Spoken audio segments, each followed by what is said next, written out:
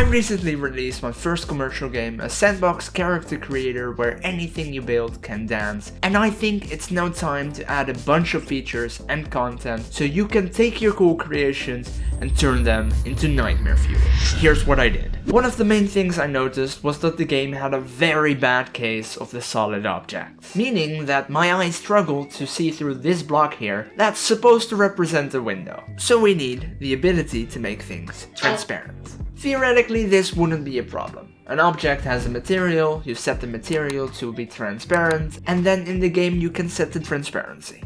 Yes, but no, not quite. This is what it would look like if you set your object's transparency to 0. So, back to a regular solid object, while the material is still considered transparent. Do you see the problem here? It's still transparent even when it's not. Good thing it's no longer Christmas, because Santa would only be delivering kids nightmares. I can fix this by making separate materials. One for when it's set to be transparent, and one for every other situation. When you mess with the transparency slider below, it will automatically switch between the two. And now Santa is a healthy man again. And we're able to see Mr. Among Us through a tiny window, making glass officially cool.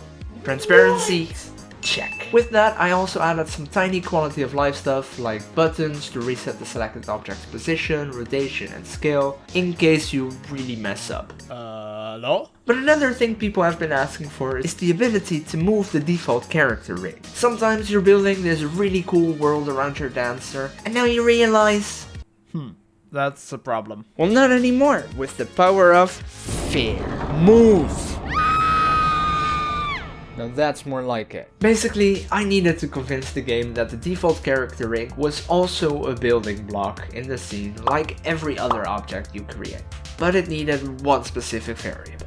Is default character ring, is what I called it. Because if I didn't, the game would think that these two are the same, which meant you could delete the character. You try dancing when your entire existence is being undone. It ain't pretty. But with this variable, my fancy code could use it to either ignore certain actions like parenting or deleting, or act differently because of its nature. But for the default stuff like moving, rotating and scaling, it would still listen to the player's input. Wide. But I think that it's finally time for me to talk about the main idea for this content update. Cameras. A few days before launch, I made this clip to promote the game.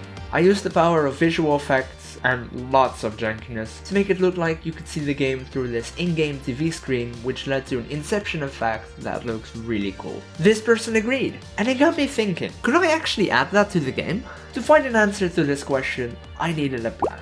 I can't just add a Unity camera to the in-game object and call it a day. Trust me, I tried. Step 1 will be to add a camera to an object with the click of a button. Like I said, that won't quite make the whole thing work, but it's step 1 for a reason. Then step 2, we have to make it so any other object can display what it is that one camera sees. But it wouldn't be real game development without some questionable problems now, would it? The first one being space. An object can be a camera or display a camera. That means 2 more properties and no space to put them. I don't want to add a scroll bar to the properties window. What if I wanted to add 20 more properties? The most logical solution to this would be to divide the properties into separate tabs. Easy as that. Now we got default properties separated from light properties, and now also camera properties. Here we can decide whether an object is a camera or if it displays one. When I set an object as a camera, I obviously need that object to actually become a camera. This is another problem, because cameras have specific settings, and just adding a camera component to my object makes it difficult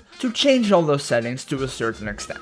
I believe there were also problems with scaling and such, but we do not talk about that because my memory doesn't go further back than this morning. Instead, I just made a camera prefab that had all the required settings and spawned that in when necessary. I just set it as the child of the selected object, and wow, it doesn't do anything. I mean, it's got a camera.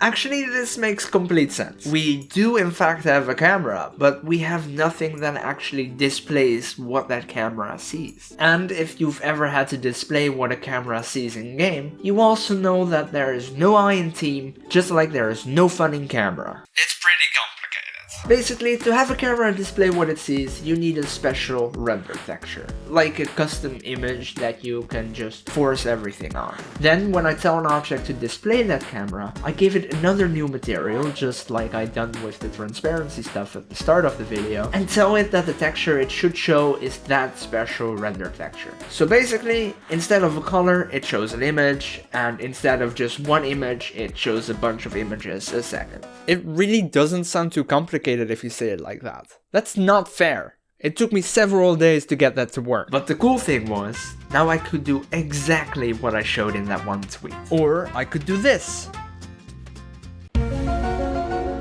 It allows you to make really cool scenarios like this football stadium or a vlogger. Oh boy, what have I done? I just really love how it turned out and I'm super excited to see what cursed things you'll be making with it. But don't you worry, that's not all. There are more things that I added. There are 3 new dances. People wanted more, I gave them more. Some are very silly.